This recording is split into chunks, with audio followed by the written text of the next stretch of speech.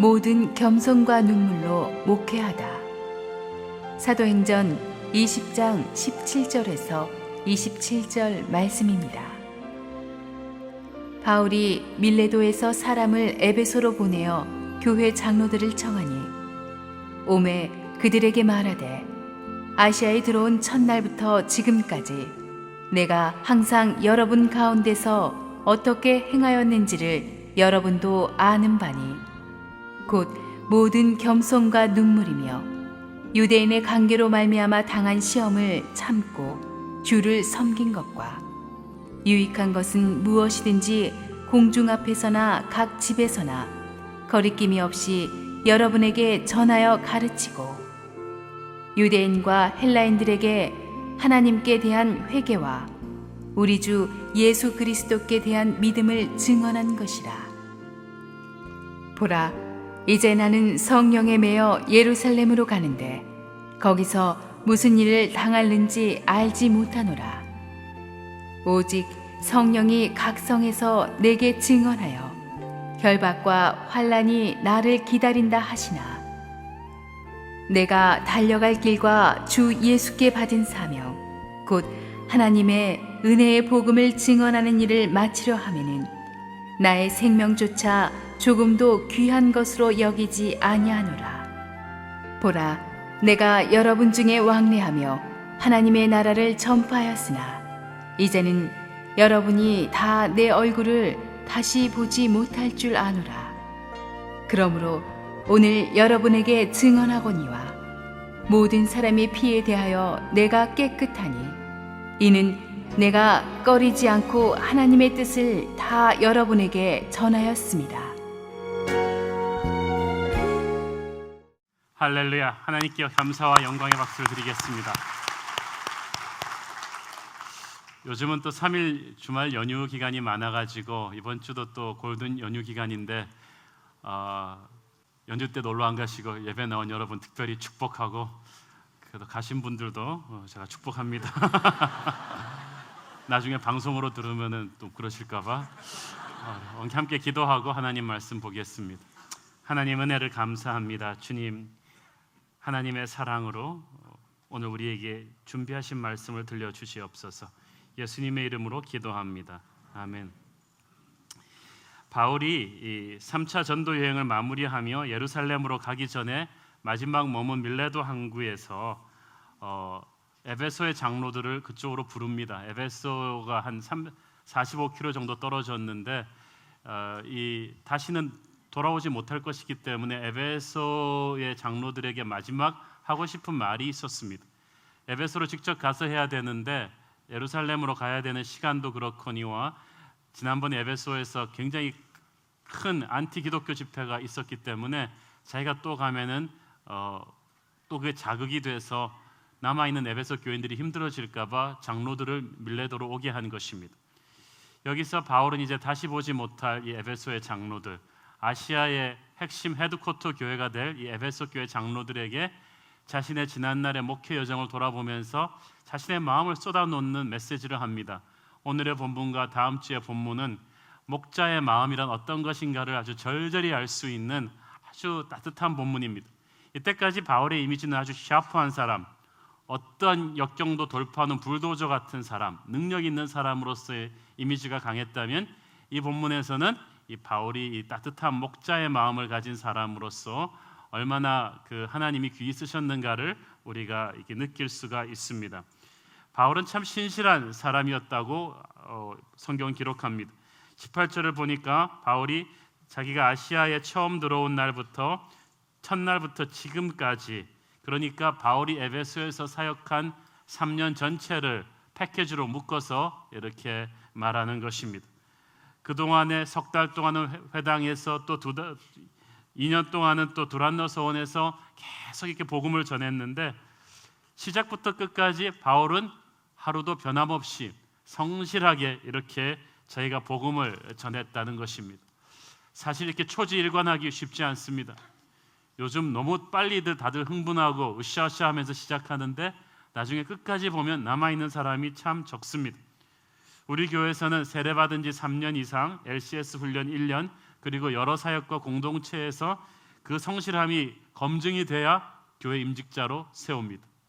왜냐하면 저는 처음에 흥분하는 사람들한테 너무 많이 속아봤기 때문에 그분들 말 듣고 교회 일 결정했다가는 배가 산으로 가버릴 것입니다. 목사님, 우리는 왜 국제사역 안 해, 영어 예배 사역 안 해요? 왜 뭐 직장인을 위한 성경 공부 안 해요? 제가 왜 그걸 다 그 말 듣고 안 하냐 하면 그 말 해놓고 말 꺼낸 사람이 안 하는 경우를 많이 봤기 때문입니다. 그래서 저는 말하는 것보다 말하는 네가 누구냐를 살펴봅니다. 그래서 성실함과 신실함이 입증된 사람의 말들을 저는 아주 깊이 듣죠. 바울이 그런 사람이었다는 거예요. 3년 동안 에베소에서 와서 사역하는 매일매일 하나도 변한 것이 없었습니다. 너희들이 아는 바다 그랬습니다. 사실 목회 리더십에 대한 평가는 외부에서는 잘 몰라요. 가장 가까이 있는 사람이 알 수가 있습니다. 외부에 나가면 사람들이 책 읽고 제가 굉장히 위대한 사람인 줄 알아요. 그런데 매일 같이 밥 먹고 만나는 여러분들이 보는 평가는 또 다르겠죠. 또 여러분들은 제가 상당히 위대한 사람인 줄 알지만 또 저희 아내가 보는 제 평가는 또 다르겠죠. 만약에 저희 아내가 저한테 당신 설교와는 다르네 이렇게 얘기한다면 그것도 굉장히 충격일 거예요. 근데 바울은 자신 있게 말하는 거예요. 내가 3년 동안 어떻게 사역했는지를 나와 함께 먹고 자고 했던 너희들이 잘 알지 않느냐. 여러분도 가까이 있는 사람에게서 인정받을 수 있는 사람 되기를 바랍니다. 이 바울이 목회를 하는데 보니까 이 19절 이 말씀은요, 제가 목회자 컨퍼런스에서 굉장히 그 리더십, 목회자 리더십 강의할 때 주제로 쓰는 중요한 이 절입니다. 목회란 무엇이냐? 19절 같이 읽겠습니다. 시작. 곧 모든 겸손과 눈물이며 유대인의 간계로 말미암아 당한 시험을 참고 주를 섬기는 것과, 여기서 목회의 중요한 요소 4가지가 나오죠. 겸손, 눈물, 참는 것, 그리고 주를 섬기는 것입니다. 첫째는 겸손입니다. 그냥 겸손이 아니고 모든 겸손, great humility, 아주 지극히 큰 겸손을 말하는 것입니다. 겸손은 단순히 자기를 낮추는 것이 아닙니다. 겸손은 주님을 너무 높이느라고 자기한테 신경 쓸 시간이 없는 거예요. 자기를 그냥 깜빡 까먹는 거예요. 주님을 높이느라고. 그게 겸손입니다. 겸손하기 위해서는 자아가 죽어야 하는데요, 이 바울이 자아가 보통 센 사람이 아니에요. 그럴 만도 한 게 바울은 진짜 잘난 사람이었거든요. 어떤 사람은 잘나지 않았는데 잘난 척하지만 바울은 진짜 모든 면에서 잘난 사람이었어요. 얄미운 사람 시리즈에 나오는 인물이죠. 집안이 좋아요. 아버지가 준 재벌입니다. 그리고 로마 시민권자입니다. 날 때부터. 거기다가 좋은 엘리트 가문에서 공부를 해가지고 당대 최고의 석학 가말리알의 후계자로 꼽아주던 사람입니다. 요즘으로 말하면 서울대 국비장학생의 하버드 옥스퍼드 유학생입니다. 특급 학벌에다가 게다가 도덕적으로는 베냐민 가문의 후예로서 바리새인들의 우두머리였습니다. 정말 교만이 하늘을 치는 사람이었습니다. 애지간한 사람은 상대하지도 않았습니다. 그러나 주님을 만나고 나서 그 교만이 깨져버렸어요. 누구든지 그리스도 안에 있으면 새로운 피조물이라, 이전 것은 지나갔으니 보라 새 것이 되었도다. 주님을 만나고 나니까 바울은 가난한 사람, 못 배운 사람, 유대인, 이방인 남녀노소 가리지 않고 다 품어주는 그런 따뜻한 아비의 마음을 갖게 되었습니다. 겸손해졌어요. 바울이 완전히 딴 사람이 된 것은 그가 겸손 훈련을 받아서가 아닙니다. 어떤 사람은 말은 공손하게 합니다. 예절이 몸에 배어 있는데 속은 아주 교만으로 가득 찬 사람이 있습니다. 그러나 바울은 몸에 나타나는 모양뿐 아니라 가슴 속에서부터 겸손해져 있었어요. 왜냐하면 그가 예수를 만났기 때문입니다. 그리고 그 주님과 날마다 교제하기 때문입니다. 사람은 경배하는 대상을 닮아가게 되어 있습니다. 여러분이 겸손하려고 노력하지 마시고 주님과 깊이 교제하면은 주님의 겸손이 어느 순간에 여러분에게 전염되어 있을 거예요. 나는 마음이 온유하고 겸손하니 내게 와서 배우라. 바울은 날마다 주님을 묵상하니까 어느 순간에 큰 바위 얼굴처럼 바울에게서 예수의 겸손이 흘러나게 된 것입니다. 지난주 3부 예배 후에 우리에게 오셔서 간증해 주셨던 미국 워싱턴주 상원 부의장 우리 신호범 의원님의 간증이 우리한테 참 큰 은혜를 줬어요. 금년도로 한 78세 정도 되셨는데 유명한 정치인이시고 연세도 있으신데 얼마나 겸손하신지 우리 청년들이 거기에 대해서 참 신선한 충격을 받았다고 합니다. 사랑하는 여러분, 그분의 그 겸손도 노력해서 온 것이 아니라 수많은 고난과 역경 속에서 주님을 만난 그 깊은 주님과의 교제를 통해서 자기 몸에 밴 것입니다. 아무리 좋은 일도 겸손하게 하지 않으면 사람들에게 상처를 줍니다. 많은 교회들이 좋은 일하고 뺨 맞는 이유는 겸손하지 않기 때문입니다. 우리 교회가 크니까, 부자 교회니까 목에 힘이 들어가서 그 힘으로 남을 돕는 옛날 서구 제국주의적 구제는 감동을 줄 수가 없습니다. 그냥 주는 게 중요한 게 아니라 겸손하게 줘야 됩니다. 자기를 과시하지 않고 줘야 됩니다. 저는 항상 기도합니다. 교회가 아무리 커지고 부흥해도 한옥 목사는 첫날 개척하던 그 겸손한 마음을 평생 갖고 가기를, 주님의 일은 겸손하게 해야 되는 것입니다. 늘 주님의 겸손이 저와 여러분 안에 충만하기를 바랍니다. 두 번째는 눈물입니다. 모든 겸손과 눈물이며, 바울의 목회는 겸손의 목회이면서 동시에 눈물의 목회였습니다. 저는 사랑은 눈물의 씨앗이라고 하지만 목회야말로 눈물을 품지 않으면 안 되는 거라고 저는 생각합니다. 옛날에 제가 목회자들 한번 교인들을 위한 콘서트를 할 때 아빠의 청춘이라는 그 트로트를 개사해서 제가 목사의 청춘이라고 해갖고 개사한 적이 있습니다. 오래전에 개사했지만은 듣는 성도들이 얼마나 큰 은혜를 받았는지 몰라요.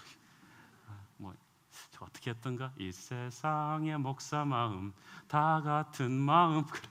교인들이 잘 되라고, 행복하라고, 항상 교인들을 위해 기도하는 목자의 마음이라는 걸 제가 시를 써가지고 트로트에다 딱 붙였는데, 제가 평소에 찬송가 부를 때는 그렇게 은혜 받지 않던 분들이 굉장히 그걸 듣고 나서 은혜를 받았다는 거예요. 저는 많은 신학생들이 목사님, 저는 신학 공부를 학자가 돼야 됩니까? 목회를 해야 됩니까? 라고 물어보면 저는 꼭 그 차이를 그렇게 얘기합니다. 목양의 현장에서 너에게 눈물이 있다면, 교인들을 바라볼 때 이렇게 눈물이 있다면 너는 목자로서의 부르심이 있는 것이다. 현장에서 양들을 부둥켜 안고 씨름해본 목자만이 목양의 눈물의 의미를 아는 것입니다. 사랑하면 눈물이 나요. 애틋한 마음을 가지면 눈물이 납니다. 주님의 마음을 품고 사랑을 보니까 눈물이 나는 거예요. 목회자는요, 출퇴근 시간이 따로 없고요, 휴가가 따로 없습니다. 왜냐하면 얄궂게도 휴가 가가지고, 지난번에도 몇 달 전에 어디 분이 배려해 주셔서 며칠 좋은 데 쉬러 갔는데 좋은 바닷가에서 걷고 있는데 제 마음에 찡하게 오면서 떠오르는 얼굴, 우리 교인 중에 최근에 본의 아니게 어떤 일이 잘못돼서 감옥에 가 계시는 분이, 한 평도 안 되는 방에 가 계신 그분을 보고 왔는데 나는 이렇게 좋은 바닷가에서 걷고 있구나 생각을 하니까 눈에서 눈물이 킥 나는 거예요. 그 다음부터 이게 휴가가 아니에요. 그래서 제가 그때 생각났어요. 목자란 이게 휴가도 없고 출퇴근도 없구나. 사람이 눈에 밟히는 것입니다. 밥 맛있는 걸 먹을 때는 우리 가난한 성도들이 생각이 나고, 병원에 가보면 몸이 아픈 성도들이 생각이 납니다. 사랑하기 때문에 바울한테는 눈물이 있었어요. 사랑하기 때문에 눈물이 나지만 동시에 억울하고 힘들어서도 눈물이 납니다. 시편 57편에 보면은 다윗이 내 영혼이 억울하도다라는 말을 썼어요. 그런데 그것이 또 목자의 심정 아니겠습니까? 현장에서 주님을 하다 보면은 자존심 상하는 일, 억울하게 오해받는 일이 굉장히 많이 생깁니다. 속을 다 뒤집어서 보여줄 수도 없는 것이고, 일일이 다 설명해서 오해를 풀 수도 없고, 그냥 속으로 끙끙 앓으면서 사귀어야 됩니다. 제가 겉으로 보기에 씩씩해 보이고 좀 등치가 커서 이렇게 터프해 보이지만 여러분, 제가 속은 지금 말이 아닙니다. 한 번은 아내 몰래 차를 몰고 나가서 이렇게 강변도로를 달리면서 한번 울어본 적도 있습니다. 오래전 제가 목회자들의 컨퍼런스에서 아침 기도 시간에 엎드려서 기도하는데, 저 옆에서 한 2m 정도 떨어진 옆에 저보다 좀 연장자인 목사님의 기도 소리를 우연히 엿듣게 되었습니다. 이분이 어떤 분인가 하면요, 목회자들 가운데서도 저분은 천상 목사네 하는 그런 성자 타입의 목사님이에요. 한 번도 이분이 화를 내는 걸 본 적이 없어요. 항상 스마일이고, 교인들 무슨 힘들만 있으면 이렇게 좀 제가 부러워하는 건데 싹싹하세요. 그냥 어떤 아줌마들 힘든 사람랑 모여도 이 사람은 같이 그냥 말을 맞춰주면서 사람 꼭 입에 혀같이 성도들을 섬기고 화내지 않고 다 받아주고, 저는 그래서 저분은 정말 목회자로 타고났구나. 그래서 목회를 잘해요. 완전히 케어링 목회 1인자예요.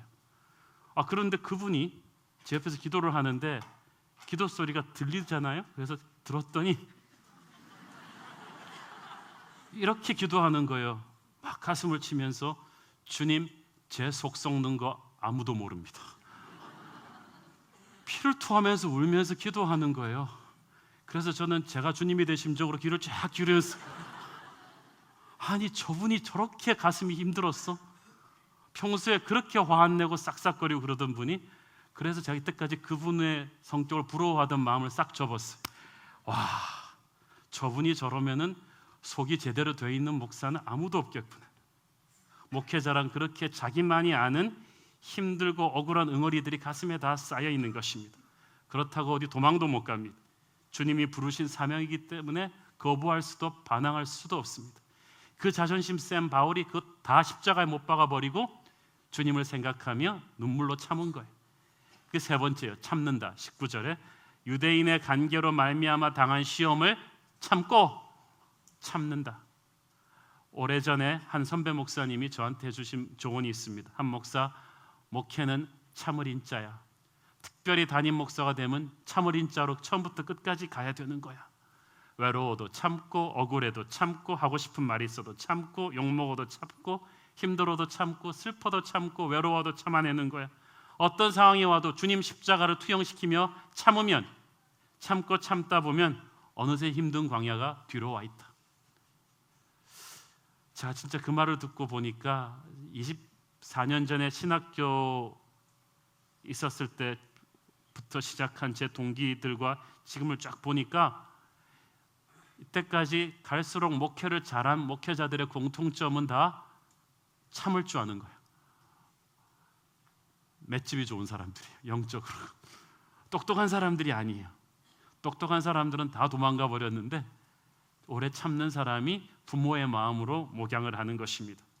여러분, 어머니가 아이를 세상에 태어나게 하기 위해서 얼마나 10개월의 산고를 겪으면서 아이를 태어나게 하고 또 그 아이 키우면서 얼마나 많이 고생합니까? 참습니까? 그런데도 애가 고맙다는 말이나 합니까? 1년에 한 번 어버이날 때 학교에서 하라 그래가지고 할 수 없이 한 번 하지, 아이가 뭐 고마워하지도 않아요.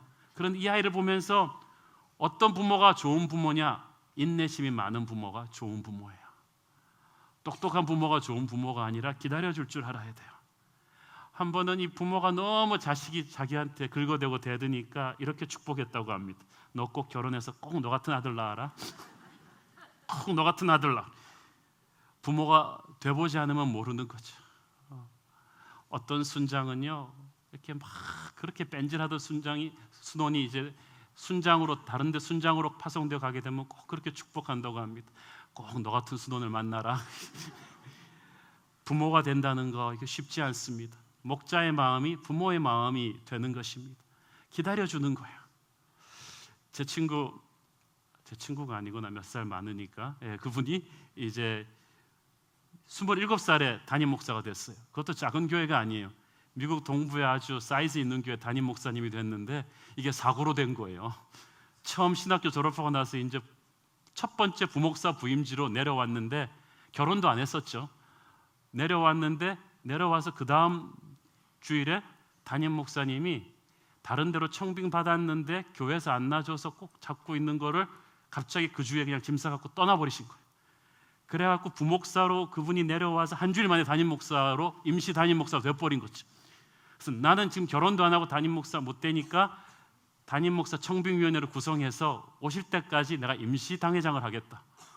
그리고 차에서 짐도 안 풀고 버텼는데 어떻게 하다 보니까 이분이 진짜 담임 목사가 돼버린 거죠. 그래서 이제 27살에 총각 담임 목사가 돼서 이제 설교가 참 잘해요. 이분이 샤프하고 똑똑한데 가만 보니까 교인들이 요구하는 말들이 이게 좀 이상해요. 눈치가. 목사님 말씀은 참 좋으시고 그런데 우리를 좀 이렇게 좀 악수도 좀 깊이 해주시고 좀 안아주시고 우리 권사님들은 좀 손도 좀 오래 잡아주시고 이렇게 여러 가지 얘기들을 정리해 보니까 이분들이 원하는 게 한 60대 초반에 이 아버지의 터치를 원하더래요. 자기는 27살이고 결혼도 안 하고 애도 안 낳았는데 어떻게 60대 초반에 할아버지의 리더십을 주냐는 거죠. 그래서 하나님 앞에 주님 어찌하여 제게 이런 사명을 주십니까? 나는 아직 결혼도 안 해서 애도 안 낳았는데 교인들은 저보고 60대 할아버지가 되라고 해요. 어떡합니까? 그랬더니 주님께서 말씀하셨답니다. 김 목사야, 네가 나를 위해서 늙어줄 수 없겠니? 그런 거죠. 네가 나이가 20대 후반이지만 나를 위해서 늙어달라는 거예요. 아비의 마음으로 교인을 품어달라는 거죠. 그래서 그분이 자존심 팍 죽이고 진짜 한 40대를 늙어서 살기로 했어요. 정말 훌륭한 목자가 되었죠. 참아주는 것. 사도 바울은 고린도전서 13장에서 사랑은 언제나 오래 참고, 그 말이 그냥 나온 게 아닙니다. 수없이 많이 성도들을 사랑해 보려고 한 사람만이 고백할 수 있는 말이죠. 오래 참다 보면 예수의 인격이 생깁니다. 로마서 5장 3절 4절 보겠습니다. 시작. 다만 이뿐 아니라 우리가 환난 중에도 즐거워하나니 이는 환난은 인내를, 인내는 연단을, 연단은 소망을 이루는 줄 알미로다. 자 보세요. 여기서 인내를 영어 성경에 보니까 perseverance라고 했는데 거기서 연단이라는 말이 character, 인격이라고 번역돼 있어요. 그러니까 여러분이 주님의 마음으로 오래 참아야 주님의 인품이 생긴다는 거예요. 인격은 절대 학원에서 못 배웁니다. 바이블 파노라마 절대 못 배웁니다. 미리 말씀드리지만 거기서는 지식을 배우지, 인격은 사람을 품고 참으면서 견디는 거예요. 목자가 된다는 거, 양들을 가슴에 품고 참고 또 참는 것입니다. 순장이 된다는 거, 순원들을 품고 참는 것입니다. 안 나와도 참고, 되들어도 참고, 뺀질해도 참고, 주님이 나를 생각하신 것을, 참아주신 것을 생각하면서 나도 참고 또 참으면, 연한 조갯살이 모래알을 품고 참고 참으면 영롱한 진주가 나오는 것처럼, 더 이상 못 참겠다 싶으면 그때부터 변하기 시작합니다. 사람을 섬기는 것이 아니라 주님을 섬긴다고 바울은 말했습니다. 모든 겸손과 눈물과 인내가 결국은 19절 마지막 절에 결국은 주님을 섬기는 것이었다. 여러분, 사람을 섬기는 것이 아닙니다. 목회자는 교인들을 섬기지만 교인들을 섬기면서 결국은 궁극적으로 주님을 섬기는 것입니다. 이 작은 가장 소자에게 한 것이 곧 나에게 한 것이라고 주님은 말씀하셨습니다. 저는 그래서 여러분들을 섬기면서 그것이 꼭 주님을 섬기는 것인 것을 확신을 하고 있습니다. 그러니까 좀 힘들고 어려워도 중간에 포기하지 않는 것입니다. 사랑하는 여러분, 여러분도 여러분이 세상에서 일을 할 때 이 목회자의 마음으로 일을 하면 여러분은 위대한 리더가 될 거예요. 정치하는 분들이 이 목양의 마음을 품고 정치를 하면 어떻게 될까요? 모든 겸손과 눈물과 인내로 정치인이 국민을 품고 주님을 섬기듯이 정치를 하면 이 민족이 바뀌겠죠. 사업하는 분이 모든 겸손과 눈물과 인내로 직원과 고객들을 가슴에 품으면 여러분은 위대한 하나님의 사업가가 될 거예요. 이것이 예수님의 리더십이고 바울의 리더십이며 하나님이 여러분에게 원하시는 목양의 심장입니다. 이 마음이 먼저 한옥 목사에게 있어야겠고 여러분 모두에게 있어야 할 줄로 믿습니다.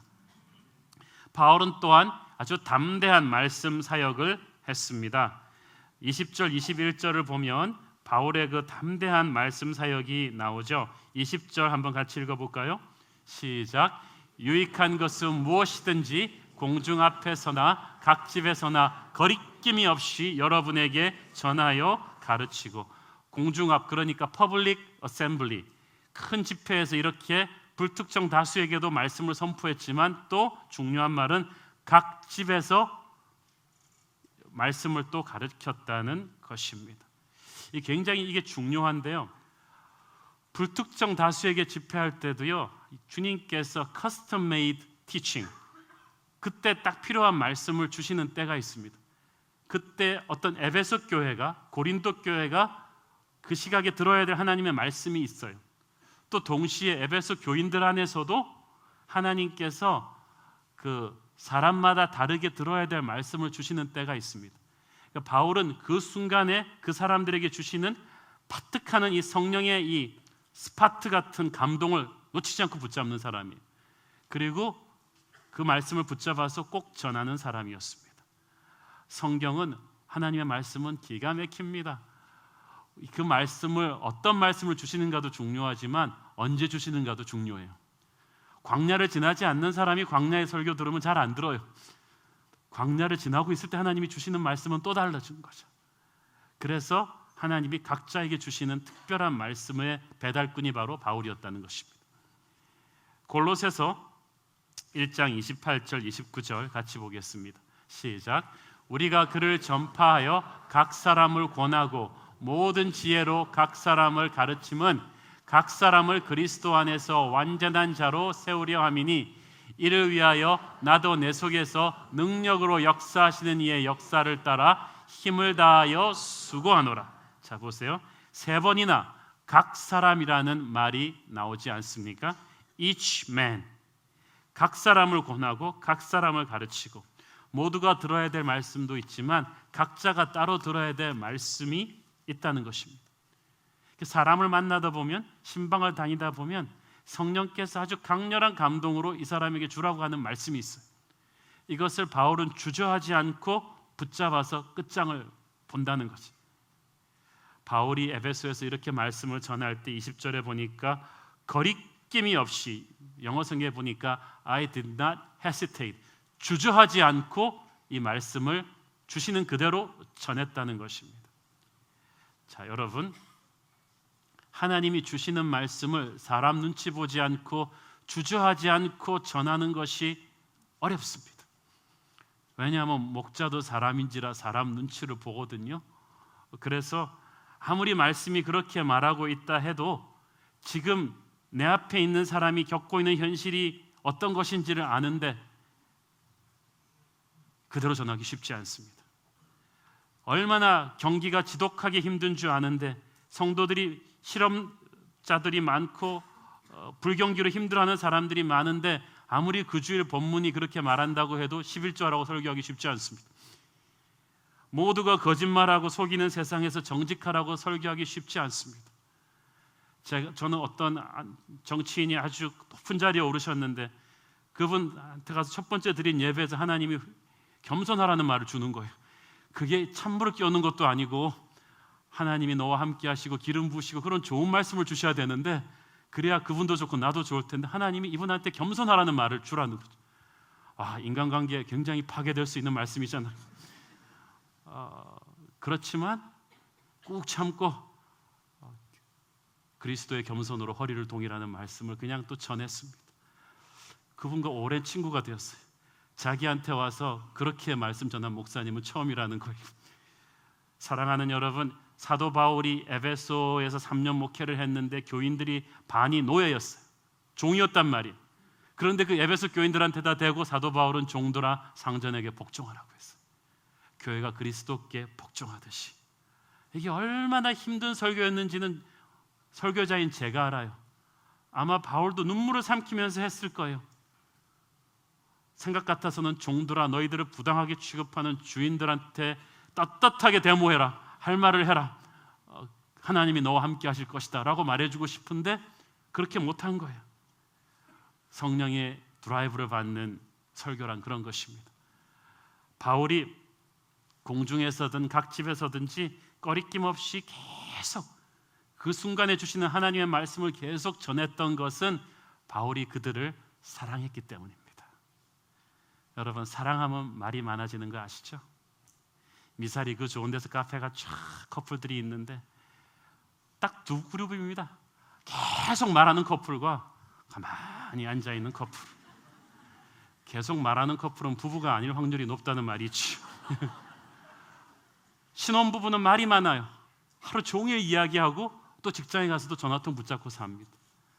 결혼한 지 10년, 20년 돼서 이제 권태기에 빠진 부부는 말이 없어요. 근데 바울이 에베소 교인들한테 계속 끊임없이 공중에서나 각 집에서 끊임없이 하나님의 말씀을 전해주었다는 것은 바울이 주의 사랑으로 그들을 끊임없이 사랑했다는 거예요. 그러니까 할 말이 많아요. 양들을 사랑하면 할 말이 많아요. 제가 설교 시간이 줄어들면 여러분을 향한 사랑이 줄었는 줄 생각하십시오. 끝없는 사랑으로 바울은 말씀으로 그들을 세웠습니다. 바울의 메시지의 핵심 21절 같이 읽겠습니다. 시작. 유대인들과 헬라인들에게 하나님께 대한 회개와 우리 주 예수 그리스도께 대한 믿음을 증언한 것이라. 구원은 회개와 믿음으로 완성되는 것입니다. 회개는 죄로부터 탈출하는 것이고 믿음은 탈출한 사람이 그리스도를 붙잡는 것입니다. 회개와 믿음을 정확하게 어디에 가든지 선포해야 구원이 완성이 됩니다. 그것이 진정한 복음입니다. 언제 어디에 가든지 타협하지 않고 이 복음의 메시지 제대로 전하기 쉽지 않습니다. 빌리 그레함 목사님이 제가 참 존경하는 것은 이분은 수많은 사람들에게 설교하면서 어떤 대상을 놓고 설교해도 메시지의 컬러가 바뀌질 않아요. 7명의 미국 대통령들의 영적인 자문 역할을 했는데 이분이 한 번은 백악관에서 주관하는 만찬에 기도하는 것을 제가 본 적이 있습니다. 기도하시고 설교를 했는데 마침 새로 당선된 미 상원 의원들을 축하하는 만찬이었습니다. 대통령이 초대했습니다.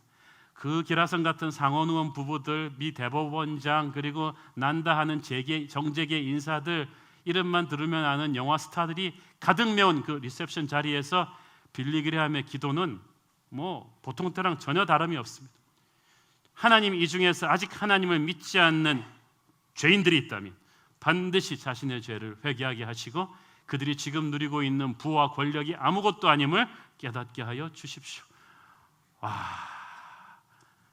제가 절에서 빌리 그레함이구나라는 충격을 받았습니다.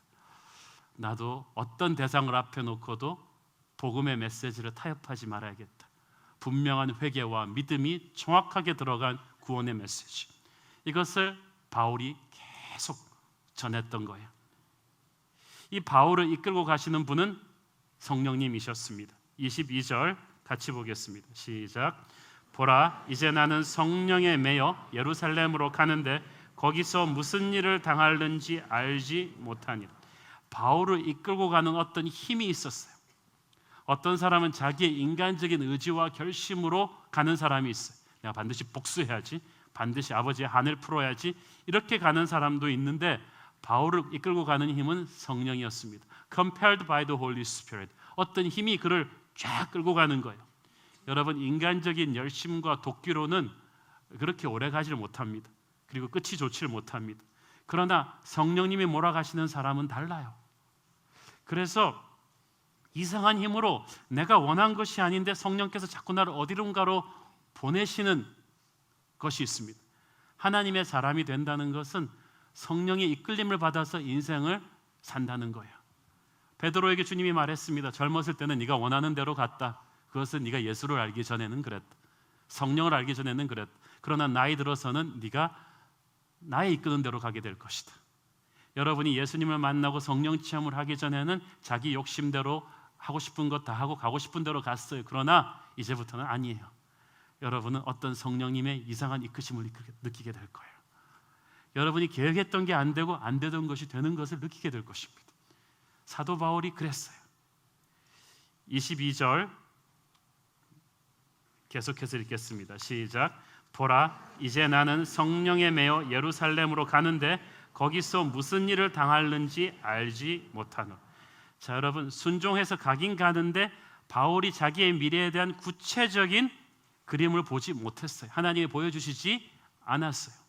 여러분, 아브라함에게 하나님께서 약속의 땅의 구글 맵을 보여주고 데려가신 게 아닙니다. 아브라함이 갈 바를 알지 못하고 갔다고 했습니다. 우리는 보여주시면 순종하겠다고 하는데 하나님은 순종하는 사람에게만 보여주십니다. 그것도 한 번에 하나씩만. 바울같이 성령 체험을 깊이 한 사람, 여러분, 예언의 은사를 바울처럼 받은 사람이 있나요?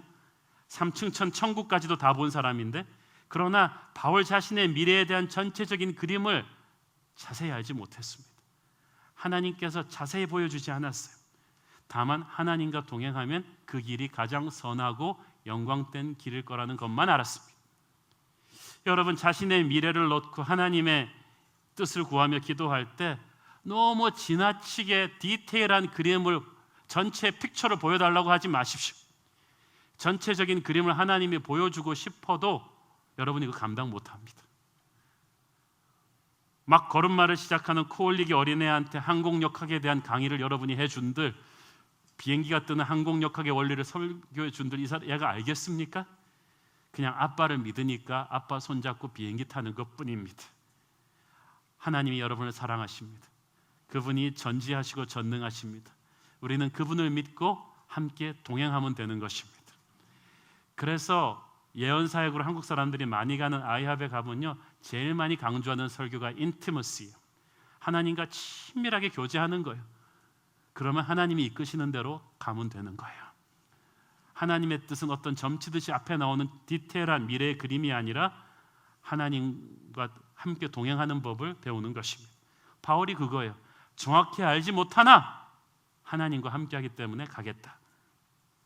그리고 바울에게 그렇지만 어느 정도 감은 왔어요. 23절 보겠습니다. 시작. 오직 성령이 각 성에서 내게 증언하여 결박과 환난이 나를 기다린다 하시니. 저기 이 바울이 거쳐오는 모든 성에서 하나님의 음성을 듣는데 그때마다 예루살렘까지 가면 결박과 환난이, 고난이 기다리고 있다는 것을 상기시켜 줬어요. 하나님께서는 반복해서 어떤 하나님의 뜻을 보여주는 때가 있거든요. 여러분, 이게 놀랍지 않습니까? 바울은 자세한 그림은 몰랐지만 그 길이 쉬운 길이 아니라는 것은 알았어요. 고난과 핍박의 길임을 알았지만 하나님의 뜻이기 때문에 가겠다는 것입니다. 많은 사람들이 하나님의 뜻을 알고 싶어 하지만 실은 하나님의 뜻을 알고 싶어 하는 게 아니라 하나님의 뜻이 자기한테 좋은 뜻이기를 바래요. 핑크빛 뜻이기를 바래요. 우리 자매님들이 신랑감을 놓고 주님께 기도할 때 하나님이 안 보여준 게 아니라 여러분이 못생긴 사람은 안 보기로 작정한 거예요. 어느 정도의 인물과 능력이 안 되는 사람은 하나님이 보여줘도 막 눈 감고 주님 뜻을 모르겠어요. 그럼 여러분은 하나님의 뜻을 구한 게 아니라 하나님의 뜻이 마음에 안 든 거예요. 그런 사람한테는 미안하지만 절대 하나님의 뜻이 안 보여집니다. 그런 분에게 하나님의 뜻이 보여준다면 그것은 사탄의 보이스피싱입니다. 여러분이 원하는 뜻을 보여주는 거예요. 그거 아니에요. 여러분, 하나님의 뜻이 항상 우리에게 쉽고 편한 것이 아닙니다. 하나님의 사랑하는 아들 예수 그리스도도 십자가를 지는 것이 하나님의 뜻이었어요. 그래서 주님도 기도하고 나서 그 뜻을 받을 수가 있었습니다. 여러분, 심심풀이로 오늘의 운세 보듯이 하나님의 뜻 보여달라고 하지 마세요. 그렇게 장난처럼 오는 거 아닙니다. 결박과 환난이 자신을 기다리고 있다. 그런 메시지를 듣고도 그 길을 순종할 준비가 돼 있는 자에게 하나님이 보여주시는 거예요. 그러므로 그 영성이 없다면 함부로 하나님의 뜻을 보여달라고 하지 마십시오. 그것 때문에 목숨을 잃게 된다 할지라도 바울은 가겠다는 거예요. 24절 함께 읽겠습니다. 시작. 내가 달려갈 길과 주 예수께 받은 사명 곧 하나님의 은혜의 복음을 증언하는 일을 마치려 하면은 나의 생명조차 조금도 귀한 것으로 여기지 아니하노라. 70년대 말에 북한에서 내려와 오랜 시간 한국에서 암약하던 거물급 고정 간첩 한 명이 체포됐습니다. 워낙 거물이니만큼 이 사람을 회유시키기 위해서 그 당시 중앙정보부죠. 정보부에서는 여러 가지 방법을 동원했습니다. 물리적인 고문을 통해 인물이 아니에요. 갖고 있는 정보가 워낙 많기 때문에 회유를 시켜야 되는 것입니다. 온갖 방법을 동원하다가 한 번은 유명한 목사님을 모셨습니다. 목사님이 그 간첩에게 예수님을 믿으라고 권했습니다. 그랬더니 그 간첩이 눈을 똑바로 뜨고 목사님을 쳐다보며 말했습니다. 목사 동무, 당신이 정말 예수를 믿는 것이 세상에서 가장 중요한 일이라고 믿습니까? 목사님이 그렇다고 하자 간첩이 대답했습니다. 나는 우리 수령동지 공산주의 주체 사상이 세상에서 가장 중요하다고 믿습니다. 나는 그것을 위해서 남한에 죽으러 왔습니다. 예수를 믿는 것이 세상에서 가장 중요한 일이라고 목사 동무가 정말로 믿는다면 왜 당신은 예수를 가지고 북한으로 가서 죽지 않습니까? 목사님이 아무 말도 못하신 거예요. 헌신된 간첩이에요. 선교가 그렇게 하는 거거든요. 그러나 아마 사도 바울이 그 자리에 앉아 있었더라면 할 말이 있었겠죠. 나는 복음을 증언하는 일을 마치려 하면은 나의 생명을 조금도 귀한 것으로 여기지 않는다. 북한에 갈 길이 열리기만 하면 나는 간다고 대답했겠지. 그래서 바울 같은 제자들이 있었던 초대교회가 그 짧은 시간에 로마를 뒤집어 엎었던 것입니다. 오늘날 우리 크리스찬들의 문제는 예수를 믿긴 믿는데 대충 믿었다는 것입니다. 그래서 오늘날 수많은 지원자들을 기도원의 300용상까지 압축시킨 하나님의 거룩한 압축이 필요합니다. 한국교회가 거품을 걷어내야 돼요. 대충대충 믿는 사람, 세상과 적당히 타협하면서 믿는 사람, 분리하면 말을 바꿔버리는 카멜레온 같은 사람, 이런 신자들을 다 솎아내고 정말 주님을 사랑하는 순수하고 진실한 믿음의 제자들이 만들어져야 되는 거예요. 그래야 우리가 세상을 변화시킬 수 있습니다. 바울이 그런 헌신을 한 거예요. 바울이 우리보다 의지가 더 뛰어나서 그런 헌신을 했을까요? 아니에요. 바울은 예수를 제대로 만나서 그래요. 그가 다메섹 도상에서 처음 주님을 만나 구원받았을 때 주님께서 그를 구원하셨을 뿐 아니라 그의 남은 인생을 어떻게 살아야 될지에 대한 비전도 그때 주셨어요. 사도행전 9장 15절 16절 보겠습니다. 시작. 주께서 이르시되 가라. 이 사람은 내 이름을 이방인과 임금들과 이스라엘 자손들에게 전하기 위하여 택한 나의 그릇이라. 그가 내 이름을 위하여 얼마나 고난을 받아야 할 것을 내가 그에게 보이리라 하시니. 우리를 구원하신 하나님은 이제 우리의 남은 인생을 어떻게 살아야 될 것인지를 보여주신 하나님입니다. 갈 길을 밝히 보여주십니다. 그 성령님이 주시는 남은 인생을 향한 그 목표를 딱 붙잡았기 때문에 바울은 그때부터 시간 낭비하지 않았어요. 허리케인처럼 폭풍처럼 유럽으로 아시아로 전 세계를 밟으면서 복음을 전한 것입니다. 여러분, 확실히 안 들어서 그렇지 확실히 주님의 음성을 들은 사람은 시간 낭비하지 않아요. 그때부터 사는 것이 달라집니다. 주님 만난 뒤에는요, 바울에게는 더 이상 자기가 중요하지 않았어요. 그의 미래 플랜에는 자기 어젠다가 이제 없어졌어요. 오직 그리스도를 위하여. 여러분의 인생 미래 캘린더에는 자기를 위한 것이 많습니까? 주님을 위한 것이 많습니까? 바울은 에베소의 장로들에게 말했습니다. 내가 다시는 내 얼굴을 너희들이 보지 못할 줄을 내가 아노라. 이제 바울은 인간관계도 다시 정리가 되는 거예요. 이때 떠난 바울은 진짜 다시는 아시아로 돌아오지 않습니다. 아니, 돌아오지 못합니다. 그 뒤로 로마로 갔다가 다시 서바나로 선교 여행 갔다가 다시 로마로 와서 순교당합니다. 바울이 에베소 장로들을 얼마나 사랑했습니까? 바울이 아마 에베소에서 성전 짓고 담임 목회했더라면 큰 교회 만들었을 거예요. 에베소 사람들이 바울을 좋아했고 부흥이 일어나고 있었지만 바울은 거기에 있지 않았어요. 왜냐하면 바울에게 준 사명이 담임 목회가 아니에요. 복음을 들고 계속 흘러가는 거예요. 그러니까 에베소 장로들을 사랑하지만 떠나야 되는 그런 아이러니가 지금 바울에게 있는 것입니다. 여러분, 단 3년을 알아도 예수 안에서 만난 사람들은 30년 그냥 안 사람보다 더 친해요. 우리 교회가 생긴 지 3년도 안 됐지만 우리가 정말 피를 나는 혈육보다 더 친한 형제 자매들이 되었잖아요.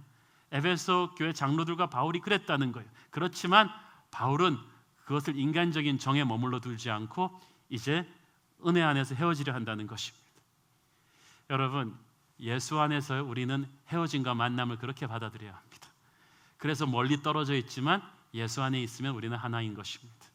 우리가 지금 같이 신앙생활을 하지만 여러분 중에 이민 가는 분도 있겠고 유학 가는 분도 있겠고 이사 가는 분도 있겠죠. 그럴 때마다 마음이 애틋하지만 우리는 하나로 함께 있을 것입니다. 성령 안에서 인간관계는 확 달라져요. 사람에게 집착하지도 않지만 사람을 있는 그대로 품어주고 사랑해주는 그런 따뜻한 반딩이 맺어지는 것입니다. 바울의 마지막 목양의 하트는 모든 사람의 피에 대하여 깨끗하다는 것입니다. 26절, 27절 같이 보겠습니다. 시작. 그러므로 오늘 여러분에게 증언하거니와 모든 사람의 피에 대하여 내가 깨끗하니 이는 내가 꺼리지 않고 하나님의 뜻을 다 여러분에게 전하였음이라. 이 말은 모든 사람의 피에 대해 깨끗하다는 말은 자기가 만난 모든 사람에게 일단 천국 초대권을 줬기 때문에 하나님이 자기에게 주신 책임감으로부터 이제 자유하다는 거예요. 자, 여러분이 그분이 복음을 받고 예수 믿는 데까지 책임질 필요는 없어요. 그러나 복음 전하는 데까지는 책임을 져야 돼요. 그래야 피로부터 깨끗할 수가 있습니다. 에스겔서 3장 17절부터 19절까지 같이 읽겠습니다. 시작. 인자야, 내가 너를 이스라엘 족속의 파수꾼으로 세웠으니 너는 내 입의 말을 듣고 나를 대신하여 그들을 깨우치라. 가령 내가 악인에게 말하기를 너는 꼭 죽으리라 할 때에 내가 깨우치지 아니하거나 말로 악인에게 일러서 그의 악한 길을 떠나 생명을 구원하게 하지 아니하면 그 악인은 그의 죄악 중에서 죽으려니와 내가 그의 핏값을 내 손에서 찾을 것이고 네가 악인을 깨우치되 그가 그의 악한 마음과 악한 행위에서 돌이키지 아니하면 그는 그의 죄악 중에서 죽으려니와 너는 내 생명을 보존하리라. 아멘. 자, 보세요. 하나님께서 마지막 심판 날에 세상 모든 사람들이 이제 하나님의 심판대 앞에 섭니다. 그런데 이제 공항 출입국 관리소 지나는 것처럼 예수 믿고 천국 가는 여러분들은 이미 천국 비자가 여권에 찍혔기 때문에 그냥 프리패스로 쫙쫙 들어갑니다. 그런데 금속 탐지기에 무기 걸린 사람처럼 천국 비자가 없는 사람, 예수님을 안 믿는 사람들이 삑삑삑삑 하면서 그냥 딱 잡혀요. 그러면 이제 그 자리에서 심판이 시작되고 영원한 지옥으로 그 순간에 쫙 떨어지는데, 그 전에 그들이 왜 복음을 받아들이지 않았는지를 주님이 살펴보실 것입니다. 그래서 그들의 인생 스토리가 담긴 영화를 쫙 틀어줄 텐데, 그때 어느 장면에서 말이죠, 하나님이 스톱 하시는 거예요. 그러면서 너 새로운 교회 김아무개 집사랑 같은 직장 동료였구만. 3년 동안 같은 데 있었네. 그러면 천국으로 막 들어가던 새로운 교회 김아무개 집사 호출돼서 오는 거죠. 천국에 못 들어가는 건 아니고 하나님이 잠깐 참고인으로 부르시는 거예요. 김 집사, 저 사람 알아? 그랬더니 예, 제 직장 동료였어. 그러면 그 사람한테 물어보는 거예요. 3년 동안 우리 김 집사랑 시간 많이 보냈겠네. 그랬더니 하루에 2끼 이상 같이 먹었죠. 맨날 스타벅스 가서 커피 마시고 회식하고 그랬죠. 그러면 김 집사가 설마 그 수많은 커피와 회식 가운데 한 번도 교회 얘기 안 했어? 예수님 얘기 안 했어?